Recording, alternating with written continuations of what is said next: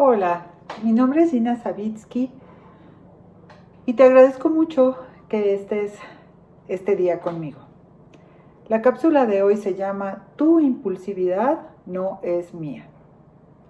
Esta cápsula está creada para que nosotros podamos separar las emociones, los momentos agitados, enojados, irritables de otras personas con quienes nos vemos de momento involucrados y podemos pensar o sentir que su enojo, su ira, su inconformidad tiene que ver directamente con nosotros.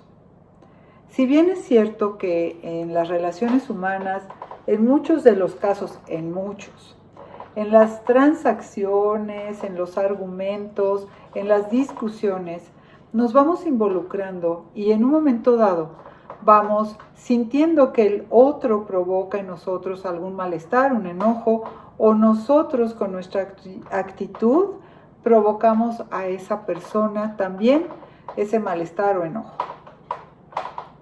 Por ejemplo, como cuando alguien te pide que hagas algo, por ejemplo en tu casa, que colabores con las tareas domésticas y tú no lo quieres hacer o lo haces de mala gana.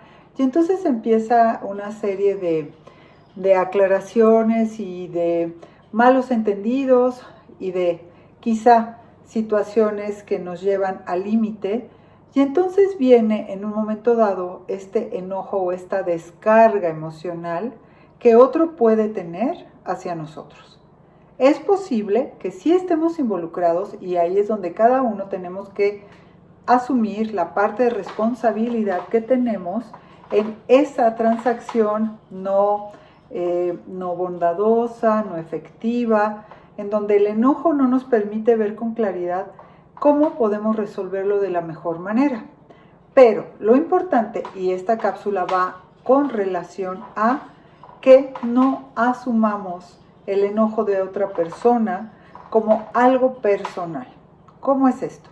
Por ejemplo, si yo tengo a un amigo o a un jefe o a un familiar que de repente se enoja mucho por alguna razón y él grita o él avienta cosas, a lo mejor tira al suelo algo como demostración de su enojo o da un portazo para aislarse y decir, mira qué enojado estoy.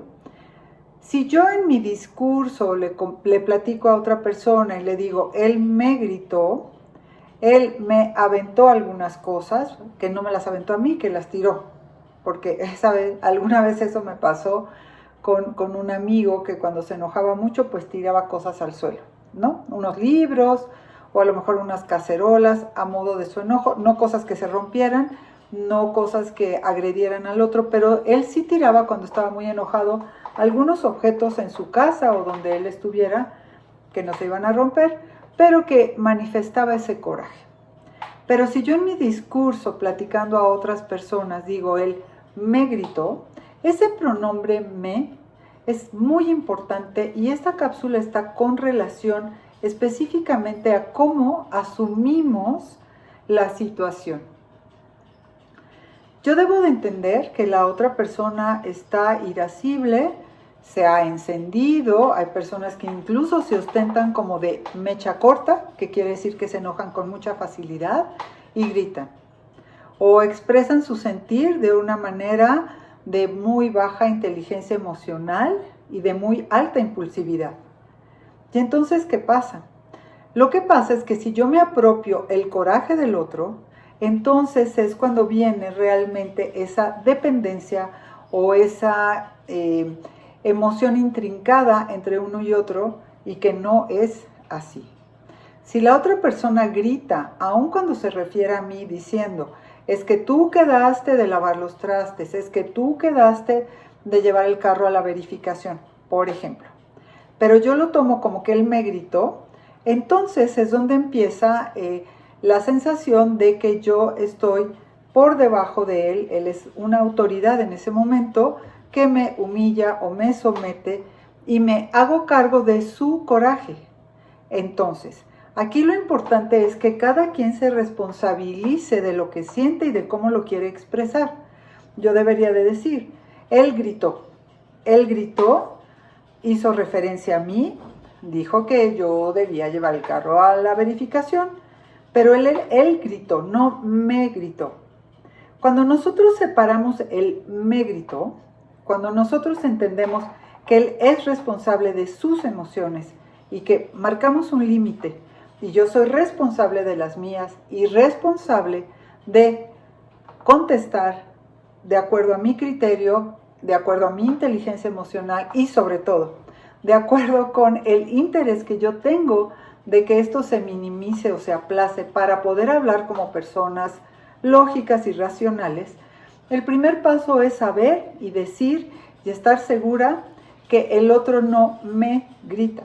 Yo no me apropio de su emoción, sino que más bien pongo el límite. Él grita, él hace referencia a una serie de hechos con un tono de voz altisonante, con una alta impulsividad. Es su responsabilidad actuar así. Y yo, con mis propias emociones o con lo que él pudo haber estimulado, a lo mejor él con sus gritos estimula mi enojo, a lo mejor mi tristeza, a lo mejor mi indiferencia. Yo soy responsable de lo que yo siento con base a lo que él hace. Es como si pensáramos que cuando vamos en la calle y un perro ladra, el perro me ladró. No, el perro ladró.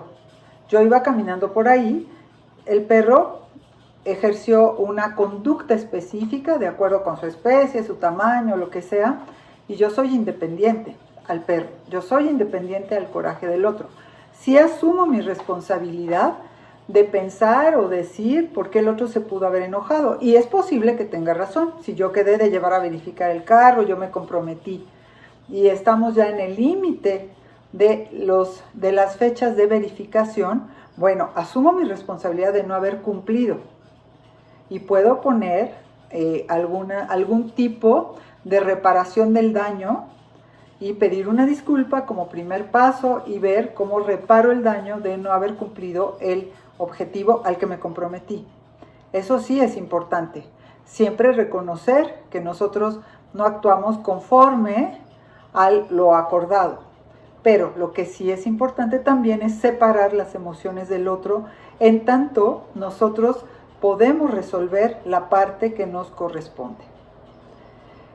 Toda vez que hemos visto que sí, somos responsables de lo que nos toca, pero no somos responsables de la manifestación de enojo o inquietud que la tercera persona tenga. Entonces, yo te sugiero que no vuelvas tú a pensar o a sentir que el otro te grita o me reclama. Él responde a sus propios impulsos, a su propia manera de aclarar las situaciones, y tú debes responder a las tuyas.